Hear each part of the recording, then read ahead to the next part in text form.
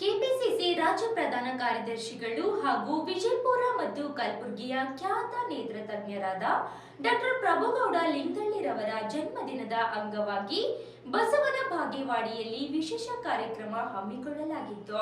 ಅಶೋಕಗೌಡ ಪಾಟೀಲ್ ಕುದುರೆ ಸಾಲವಡಗಿ ಹಾಗೂ ರವಿ ಕೋಲಾಕರವರ ನೇತೃತ್ವದಲ್ಲಿ ಬಸವನ ಬಾಗೇವಾಡಿ ತಾಲೂಕು ಸರ್ಕಾರಿ ಆಸ್ಪತ್ರೆಯಲ್ಲಿ ರೋಗಿಗಳಿಗೆ ಅನ್ನ ಸಂತರ್ಪಣೆ ಮಾಡುವ ಮೂಲಕ ಹುಟ್ಟುಹಬ್ಬವನ್ನು ಅತ್ಯಂತ ಅರ್ಥಪೂರ್ಣವಾಗಿ ಆಚರಿಸಲಾಯಿತು. ಕೇವಲ ಆಡಂಬರಕ್ಕೆ ಸೀಮಿತವಾಗದೆ ಆಸ್ಪತ್ರೆಯ ರೋಗಿಗಳಿಗೆ ಹಣ್ಣು ಹಂಪಲು ವಿತರಿಸಿ ಅವರ ಆರೋಗ್ಯ ಚೇತರಿಕೆಗಾಗಿ ಹಾರೈಸಲಾಯಿತು. ಈ ಸಂದರ್ಭದಲ್ಲಿ ಪ್ರಮುಖರಾದ ರವಿ ಕೋಲಾಕರ, ಆನಂದ ಕೋರಿಮಠ, ರೇವಣಸಿದ್ದ, ರಚಿತಾ, ಅನ್ವರ್, ಮೊಹಮ್ಮದ್ ಕೈಫ್, ಪವನ್ ಹಾಗೂ ನರೇಶ್ ಸೇರಿದಂತೆ ಹಲವು ಗಣ್ಯರು ಉಪಸ್ಥಿತರಿದ್ದು ಡಾಕ್ಟರ್ ಪ್ರಭುಗೌಡ ಲಿಂಗದಳ್ಳಿರವರಿಗೆ ಶುಭಾಶಯಗಳನ್ನು ಕೋರಿದರು.